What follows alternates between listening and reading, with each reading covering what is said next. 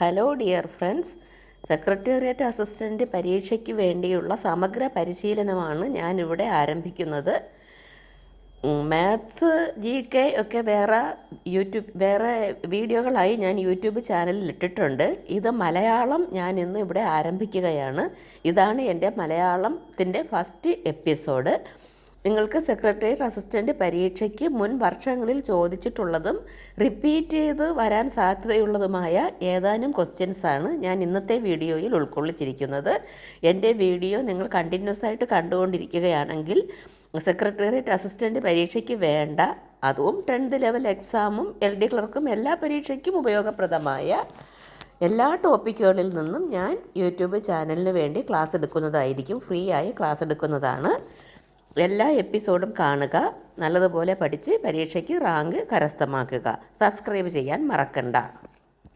മലയാള പരിഭാഷയുമായി ബന്ധപ്പെട്ട ഏതാനും ക്വസ്റ്റ്യൻസാണ് ഞാൻ ഇന്നത്തെ ഈ യൂട്യൂബ് വീഡിയോയിൽ പറയാൻ ഉദ്ദേശിക്കുന്നത്. പരിഭാഷയുമായി ബന്ധപ്പെട്ട് പല രീതിയിൽ ക്വസ്റ്റ്യൻ ചോദിക്കാറുണ്ട്. ഇംഗ്ലീഷിലെ പഴഞ്ചൊല്ലുകളുടെ പരിഭാഷ, ഇംഗ്ലീഷിലെ ശൈലികളുടെ മലയാള പരിഭാഷ, സവിശേഷ പ്രയോഗങ്ങളുള്ള ഇംഗ്ലീഷ് വാക്യങ്ങളുടെ പരിഭാഷ, ഇംഗ്ലീഷ് പഴഞ്ചൊല്ലുകൾക്ക് സമാനമായ മലയാളം പഴഞ്ചൊല്ലുകൾ കണ്ടെത്തുക തുടങ്ങിയ രീതിയിലുള്ള ക്വസ്റ്റ്യൻ റിപ്പീറ്റ് ചെയ്ത് PSC എക്സാമിന് ചോദിക്കാറുണ്ട്. അതാണ് ഞാൻ ഇന്നത്തെ വീഡിയോയിൽ കവർ ചെയ്യാൻ ഉദ്ദേശിക്കുന്നത്. നമ്മൾക്ക് ആദ്യത്തെ ക്വസ്റ്റ്യൻ നോക്കാം. ചുവടെ കൊടുത്തിരിക്കുന്ന വാക്യത്തിൻ്റെ ശരിയായ പരിഭാഷ ഏതാണ് എന്നുള്ളതാണ് ഫസ്റ്റ് ക്വസ്റ്റ്യൻ. അതിൽ ക്വസ്റ്റ്യനായിട്ട് കൊടുത്തിരിക്കുന്നത് എനിക്ക് തലവേദനയുണ്ട്, അതിൻ്റെ കറക്റ്റ് പരിഭാഷ എന്താണ് എന്നുള്ളതാണ്. ഇതിൽ നമ്മൾക്ക് 4 ഓപ്ഷൻസ് തന്നിട്ടുണ്ട്. ഞാനത് പറയാം. ഞാൻ ഈ വീഡിയോയിൽ എഴുതിയിട്ടില്ല, ഞാൻ പറയാം, ശ്രദ്ധിച്ച് കേട്ടോളൂ. I am suffering for headache, I am suffering by headache, I am suffering to the headache, I am suffering from headache. ഇതിൽ കറക്റ്റ് ആൻസർ എന്ന് പറയുന്നത് I am suffering from headache എന്ന്, എനിക്ക് തലവേദനയുണ്ട് എന്ന് പറയുന്നതിന് I am suffering from headache എന്നാണ് നമ്മൾ പറയാറ്. അപ്പോൾ നമ്മളുടെ കറക്റ്റ് ആൻസർ എന്ന് പറയുന്നത് I am suffering from headache. അടുത്ത് നമ്മൾക്ക് രണ്ടാമത്തെ ക്വസ്റ്റ്യൻ നോക്കാം. No action seems to be called for on our part. No action seems to be called for on our part എന്നതിന് യോജിച്ച മലയാള വിവർത്തനം ഏത് എന്നുള്ളതാണ് ക്വസ്റ്റ്യൻ. ഇതിന് കറക്റ്റ് നമ്മൾ ഇതിന് നോക്കിയെടുക്കുകയാണെങ്കിൽ ഇതിൽ 4 ഓപ്ഷൻസ് തന്നിട്ടുണ്ട്. പക്ഷേ അതിൽ നമ്മളുടെ കറക്റ്റ് ആൻസർ എന്ന് പറയുന്നത് നമ്മുടെ ഭാഗത്ത് നിന്ന് എന്തെങ്കിലും നടപടി എടുക്കേണ്ടതായി തോന്നുന്നില്ല. ഇതിന് സമാനമായ പല രീതിയിലുള്ള ഓപ്ഷൻസ് നമ്മൾക്ക് തന്നിട്ടുണ്ട്. പക്ഷേ അതിൽ നിന്ന് കറക്റ്റ് ഇതാണ്, നമ്മുടെ ഭാഗത്ത് നിന്ന് എന്തെങ്കിലും നടപടി എടുക്കേണ്ടതായി തോന്നുന്നില്ല. അതാണ് no action seems to be called for on our part എന്നതിൻ്റെ കറക്റ്റ് വിവർത്തനം എന്ന് പറയുന്നത്. വേറെ തന്നിരിക്കുന്ന 3 ഓപ്ഷൻസ് എന്ന് പറഞ്ഞാൽ നമ്മുടെ ഭാഗത്ത് നിന്ന് പ്രവൃത്തിയെടുക്കാൻ വിളിച്ചതായി കാണുന്നില്ല, നമ്മുടെ ഭാഗത്തു നിന്ന് എടുത്ത നടപടി ഉചിതമായി തോന്നുന്നില്ല, നമ്മൾ ആവശ്യപ്പെട്ടതിനൊരു പ്രതികരണവും ഉണ്ടായതായി കാണുന്നില്ല തുടങ്ങിയവയാണ്. അവയെല്ലാം തെറ്റാണ്. നമ്മുടെ ഭാഗത്തു നിന്ന് എന്തെങ്കിലും നടപടി എടുക്കേണ്ടതായി തോന്നുന്നില്ല എന്നതാണ് കറക്റ്റ് ആൻസർ. അടുത്ത് നമ്മൾക്ക് മൂന്നാമത്തെ ക്വസ്റ്റ്യൻ നോക്കാം. പ്രൊസീഡിംഗ് എന്ന വാക്കിൻ്റെ ശരിയായ മലയാള പരിഭാഷ ഏത് എന്നതാണ് ക്വസ്റ്റ്യൻ. ഇതിൽ നമ്മൾക്ക് 4 ഓപ്ഷൻസ് തന്നിട്ടുണ്ട്. ആജ്ഞാപത്രം, ഉത്തരവ്, ക്രമപ്പെടുത്തൽ, നടപടിക്രമം. ഇതിൽ നമ്മൾക്കറിയാം നടപടിക്രമം എന്നുള്ളതാണ് പ്രൊസീഡിങ്ങിൻ്റെ ശരിയായ മലയാള പരിഭാഷ, നടപടിക്രമം. ഇനി നമ്മൾക്ക് 4ാമത്തെ ക്വസ്റ്റ്യൻ നോക്കാം. Slow and steady wins the race എന്നതാണ് question. Slow and steady wins the race എന്നതാണ് ക്വസ്റ്റ്യൻ. എന്ന ആശയം ലഭിക്കുന്ന ചൊല്ല് താഴെ പറയുന്നവയിൽ നിന്ന് തിരഞ്ഞെടുത്ത് എഴുതുക എന്നാണ് ചോദിച്ചിരിക്കുന്നത്. 4 ഓപ്ഷൻസ് തന്നിട്ടുണ്ട്. പതുക്കെ പറഞ്ഞാലും പന്തളത്ത് കേൾക്കാം, മടിയൻ മല ചുമക്കും, നിലയ്ക്ക് നിന്നാൽ മലയ്ക്ക് സമം, മെല്ലെ തിന്നാൽ മുള്ളും തിന്നാം. ഈ തന്നിരിക്കുന്നതിൽ കറക്റ്റ് ആൻസർ എന്ന് പറയുന്നത് മെല്ലെ തിന്നാൽ മുള്ളും തിന്നാം. Slow and steady wins the race എന്ന് പറഞ്ഞാൽ മെല്ലെ തിന്നാൽ മുള്ളും തിന്നാം.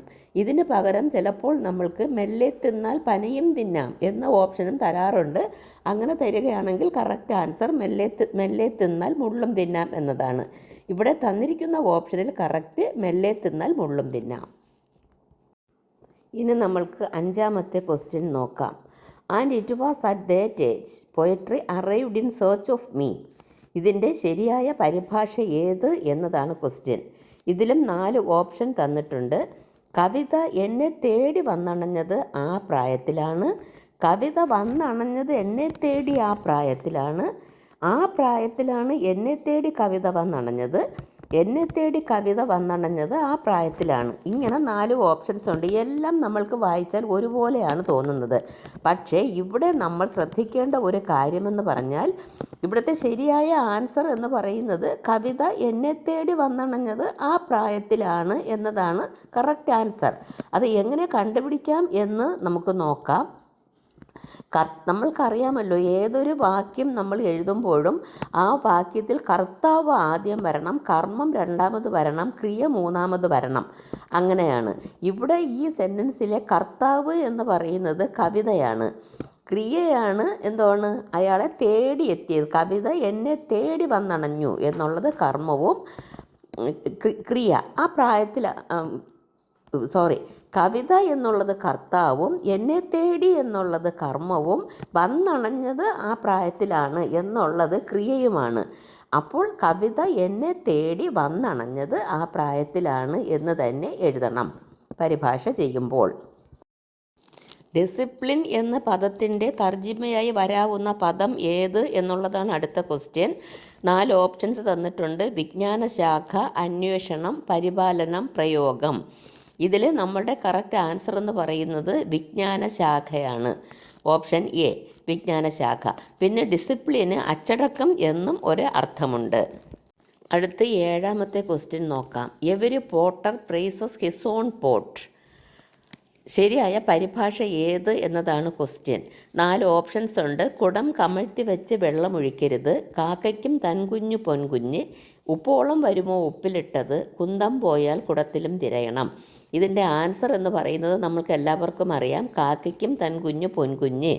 ഇവിടെ പദാനുപദമുള്ള പരിഭാഷയല്ല വേണ്ടത്, അതിൻ്റെ ആശയം സ്വീകരിച്ച് അങ്ങനെയുള്ള സ്വതന്ത്ര പരിഭാഷയാണ് ഇവിടെ വേണ്ടത്. Every potter praises his own pot എന്ന് പറഞ്ഞാൽ കാക്കയ്ക്കും തൻകുഞ്ഞ് പൊൻകുഞ്ഞ്. അടുത്ത് 8ാമത്തെ ക്വസ്റ്റ്യൻ. പുട്ട് ഔട്ട് എന്ന ശൈലിയുടെ അർത്ഥം. പുട്ട് ഔട്ട് എന്ന ശൈലിയുടെ അർത്ഥം അണയ്ക്കുക എന്നാണ്. അണയ്ക്കുക എന്നാണ് പുട്ട് ഔട്ട് എന്ന ശൈലിയുടെ അർത്ഥം. നമ്മൾക്ക് 9ാമത്തെ ക്വസ്റ്റ്യൻ നോക്കാം. ഫാഷൻ മോങ്കർ എന്ന പദത്തിനുള്ള ഉചിതമായ തർജിമ ഏത് എന്നതാണ് ക്വസ്റ്റ്യൻ. 4 ഓപ്ഷൻസ് ഉണ്ട്. അഴകിയ രാവണൻ, ജ്വാലാമുഖി, സുന്ദര പുരുഷൻ, വെനീസിലെ വ്യാപാരി. ഇതിൽ നമ്മളുടെ കറക്റ്റ് ആൻസർ എന്ന് പറയുന്നത് അഴകിയ രാവണനാണ്. അണിഞ്ഞൊരുങ്ങി നടക്കുന്നവൻ എന്ന അർത്ഥമുള്ള ശബ്ദമാണ് അഴകിയ രാവണൻ കൊണ്ട് ഉദ്ദേശിക്കുന്നത്, ഫാഷൻ മോങ്കർ. അടുത്ത 10ാമത്തെ ക്വസ്റ്റ്യൻ നോക്കാം. മുതലക്കണ്ണീർ എന്ന ശൈലിയുടെ അനുയോജ്യമായ ഇംഗ്ലീഷ് വിവർത്തനം എന്ത് എന്നുള്ളതാണ് ക്വസ്റ്റ്യൻ. അതിന് കറക്റ്റ് ആൻസർ എന്ന് പറയുന്നത് ക്രോക്കഡൈൽ ടിയേഴ്സ്. നമുക്ക് ഓപ്ഷൻസ് ആയിട്ട് crocodile tears, crocodile tales, crocodile tales, crocodile teeth, ഇങ്ങനെ 4 ഓപ്ഷൻസ് ഉണ്ട്. അതിൽ കറക്റ്റ് ആൻസർ ക്രോക്കഡൈൽ ടിയേഴ്സ് ആണ്. അടുത്ത 11ാമത്തെ ക്വസ്റ്റ്യൻ നോക്കാം. Strike while the iron is hot എന്ന ഇംഗ്ലീഷ് പഴഞ്ചൊല്ലിന് സമാനമായ മലയാളം ചൊല്ലേത്? 4 ഓപ്ഷൻസ് തന്നിട്ടുണ്ട്. ആവശ്യക്കാരന് ഔചിത്യമില്ല, കടിച്ചത് കരിമ്പ് പിടിച്ചത് ഇരുമ്പ്, കാറ്റുള്ളപ്പോൾ തൂറ്റണം, കാര്യത്തിന് കഴുതക്കാലം പിടിക്കണം. നമ്മൾക്കറിയാം, അയൺ ചൂടായിരിക്കുമ്പോൾ അടിച്ചാൽ മാത്രമേ അത് നമ്മൾക്ക് ഷെയ്പ്പ് ചെയ്ത് പരത്തിയെടുക്കാനൊക്കെ പറ്റുകയുള്ളൂ. അതുപോലെ നമ്മൾ കാറ്റുള്ളപ്പോൾ തൂറ്റിയാൽ മാത്രമേ കതിരും പതിരും വേർതിരിക്കാൻ പറ്റുകയുള്ളൂ. അപ്പോഴിവിടെ കറക്റ്റ് ആൻസർ എന്ന് പറഞ്ഞാൽ കാറ്റുള്ളപ്പോൾ തൂറ്റണം എന്ന് പറഞ്ഞാൽ അവസരത്തിനനുസരിച്ച് പ്രവർത്തിക്കണം എന്നർത്ഥം. അടുത്ത് 12ാമത്തെ question. Practice makes a man perfect എന്നതിൻ്റെ ഉചിതമായ മലയാളം ശൈലി കണ്ടെത്തുക. 4 ഓപ്ഷൻസ് ഉണ്ട്. വിതച്ചതേ കൊയ്യൂ, നനഞ്ഞിടം കുഴിക്കുക, നിത്യാഭ്യാസി ആനയെ എടുക്കും, ഉണ്ണിയെ കണ്ടാലറിയാം ഊരിലെ പജ്ഞം. ഇതിലെ കറക്റ്റ് ആൻസർ എന്ന് പറയുന്നത് നിത്യാഭ്യാസി ആനയെ എടുക്കും. നമ്മളൊരു കാര്യം പ്രാക്ടീസ് ചെയ്തുകൊണ്ടിരുന്നാൽ അത് നമ്മളുടെ ജീവിതത്തിൻ്റെ ഒരു ഭാഗമായി മാറും. നമ്മൾക്ക് അത് കറക്റ്റായി ചെയ്യാൻ സാധിക്കും. അതാണ് practice makes a man perfect എന്ന് പറഞ്ഞാൽ നിത്യാഭ്യാസി ആനയെ എടുക്കും.